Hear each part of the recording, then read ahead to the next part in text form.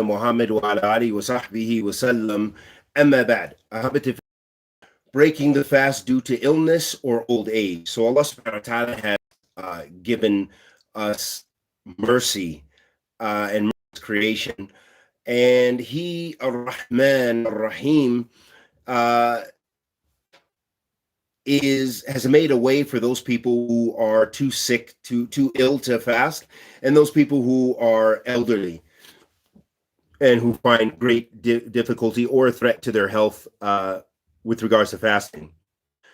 So such people that are Ta'ala relieves them from fasting, enjoining them to feed a poor person for each unperformed fasting day instead.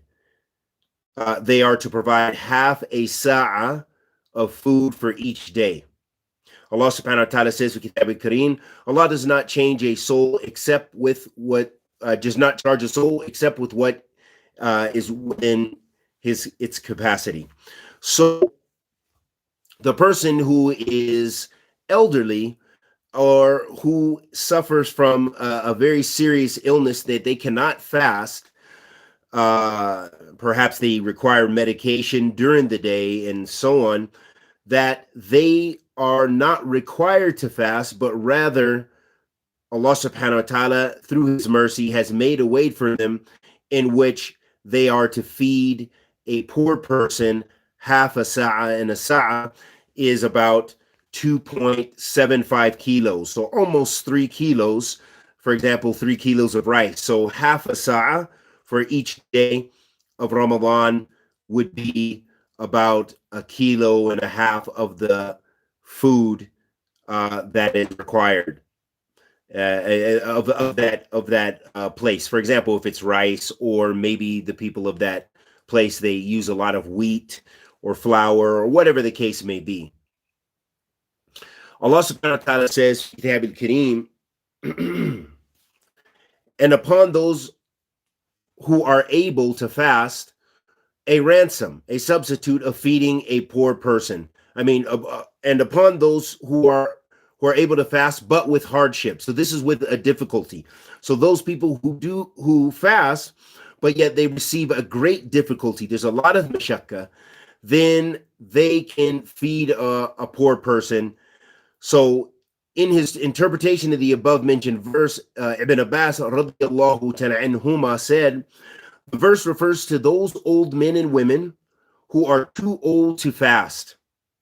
They should feed one poor person for each unperformed day of fasting instead of fasting. So then they just need to feed a poor person. And this is in Bukhari. As for the person who's hopelessly sick, has a very serious sickness and illness, the ruling will be the same as that applied in the case of aged people. They are to feed one poor person for each unperformed day of fasting. And as we said, it's half a sa'. Among those who break their fasting due to a legal excuse are travelers. So travelers can break their fasting.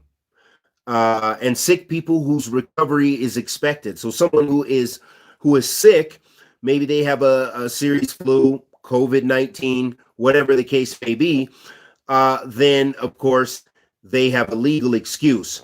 Or a pregnant or breastfeeding woman whose fasting might harm them, or they might harm either the unborn child or the child that she's breastfeeding, and the menstruating women or women in a state of postnatal bleeding. So we're going to get to give you a little more insight into that.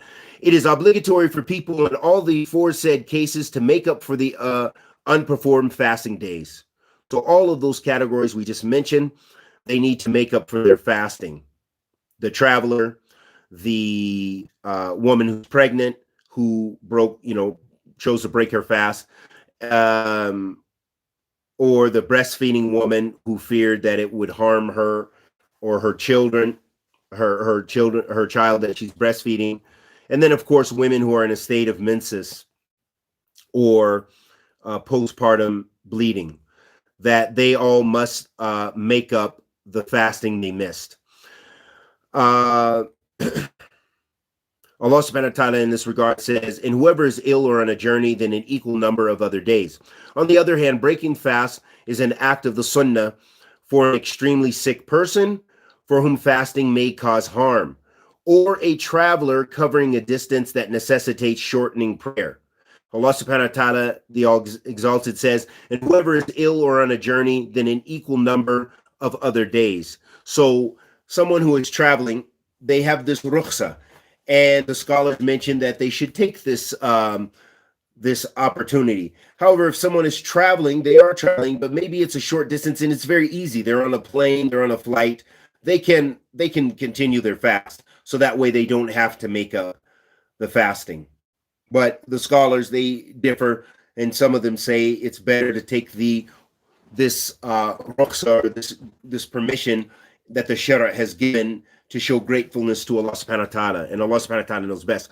So in general, that's the ruling in general. And whoever, and namely, let him break his fast and make up for the he did not fast. Allah subhanahu wa ta'ala intends for you ease and does not intend for you hardship, as he subhanahu wa ta'ala says in Surah Al-Baqarah. In addition, whenever the Prophet ﷺ was given the choice of one or two matters that were lawful, he would choose the easier of the two. Okay, as long as they were both lawful.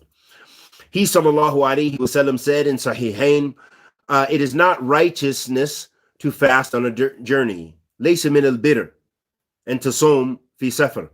It's not from piety to fast during a journey, but perhaps a person finds no difficulty and they don't really want to go and make up the fast after Ramadan, so they can fast as well. Consequently, if the one on a journey or the one who is ill observes fasting with difficulty, their fasting will be valid, but yet this is disliked. As for men, so this is for the one who travels, but they do have some difficulty. Alaykum salam wa rahmatullahi wa barakatuh. As for menstruating women and women in a state of postnatal bleeding, they are prohibited to perform fasting, as we know. And if they do fast, it is invalid. So a woman who's in her menstruation, she cannot fast. It's not lawful for her to fast at that time, but they both make up their fasting. In relation to this, Ibn al-Qayyim rahimahullah ta'ala says, Ibn Abbas radiyallahu ta'ala anhu and some other companions radiyallahu ta'ala anhu majma'een have given a fatwa concerning breaking the fast by pregnant and breastfeeding women who fear harm for their children. They said they may break their fasting and feed a poor person in expiation for each fasting day they missed, resorting to feeding as expiation for fasting. Right. So that means that the pregnant woman, the woman is pregnant, and a breastfeeding woman who fear harm for their, the one who has the unborn child and the one who, is breastfeeding her children, that they can break their fast and feed a poor person as expiation, as we mentioned. And feeding as expiation for fasting. In other words, feeding a poor person is expiation when a woman breaks her fast in either case, yet she is obliged to make up for not performing the fast afterwards. So she should, if she fears harm during her pregnancy or while breastfeeding, she can break her fast, and she will feed a poor person for each day she broke her fast, and she will make up for those days she missed. Ibn al-Qayyim rahimahullah ta'ala said there are 4 reasons for breaking the fast: travel, illness, menstruation, and fearing harm that fasting may cause in certain cases. Such as the case for the pregnant and breastfeeding women, the same applies to breaking the fast to save a drowning person. A Muslim should make his intention to observe obligatory fasting from the previous night. So, of course, when we're fasting for the wajib, for the fast, for example, Ramadan, then, before that day, the previous night, we should you have your intention, and your intention doesn't require that you say something on your tongue or anything like this, but it's in your heart, and you have that intention, and you are making maybe preparations. Maybe you're preparing something for suhoor. Maybe you are going to bed early because you know you're going to fast tomorrow, the next day, whatever the case may be. But you have intention, and the niyyah, mahala niyyah, kama qala ulama. The scholars mentioned that the place of the intention is in the heart. It is in the heart. It's not necessary for you to go to be on your tongue.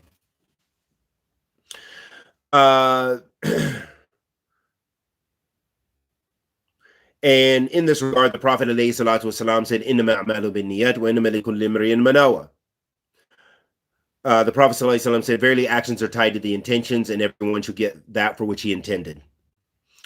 It is also reported on Aisha radiallahu ta'ala anha,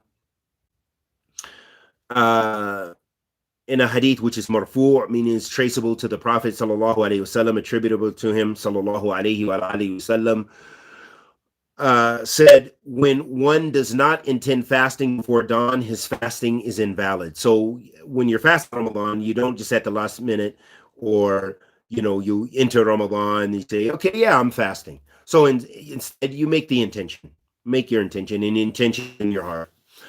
Thus, the Muslims make intention of performing the obligatory fasting the night until before dawn. So whoever intends fasting in the daytime, such as the one who gets up in the morning, abstains from eating and drinking, and intends fasting, his fasting is insufficient and unacceptable unless it is the extra fasting, which is not wajib, not an obligatory one. So you must have niyyah, your intention, for the obligatory fast. But if it is not obligatory fast, something outside of Ramadan, something else, you want to fast a Monday or a Thursday or something, we have the hadith of Aisha radiallahu ta'ala anha, when she narrated, one day the Prophet sallallahu alaihi wasallam came to me and said, "Do you have anything to be eaten?" I replied, "No." Thereupon he sallallahu alaihi wasallam said, "Then I will observe fasting." So this is in Bukhari and also in other hadith collections. So this shows us that the Prophet ﷺ was not fasting then, and he asked for food, but intended fasting when he found nothing to eat. Thus, the aforesaid hadith involves a proof of the permissibility of delaying the intention of fasting only in the case of supererogatory fasting. However, there is a condition on the validity of this fasting intended during the daytime. None of the things nullifying fasting should have occurred before the moment of intending this fasting. So, for example, someone should not get up, they eat or they drink, and then they say, I think I'm going to fast today. No. So as long as they haven't done anything which nullifies fasting, and then maybe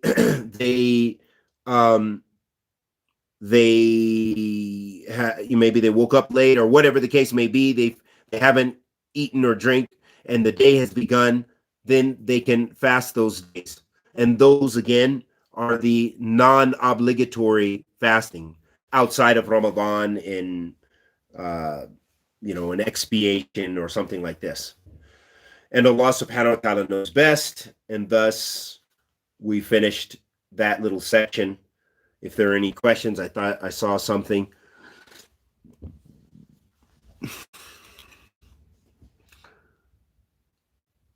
Regular psychiatric issues known to hospitals does have to fast Ramadan when reason and alcohol come back after hospitalization. That's a very good question. So someone who maybe they have some sort of mental impairment, or they and in which they're not fasting, so maybe they have to actually have hospitalization, whatever the case may be. So during this time, if it's a very serious issue like that, then they're not responsible for fasting.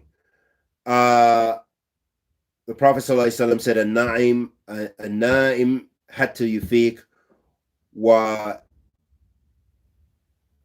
or hatta yustayqidh. And then he also mentioned the person who lost their intellect, or maybe they were unconscious until they regained consciousness. So the question is, do they have to make up their fast? This I will have to, in fact, uh, go back to, come back to. I'll come back to this question, research the answer. I was just listening just recently about this, and I don't recall if the person needs to make up their fasting for this time or not. So I'll come back to this, inshallah ta'ala. If there's another question.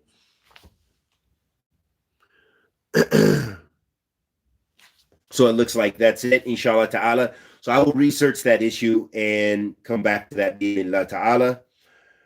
Sallallahu alaihi wasallam ala nabiyyina Muhammad wa ala alihi wa sahbihi wa sallam.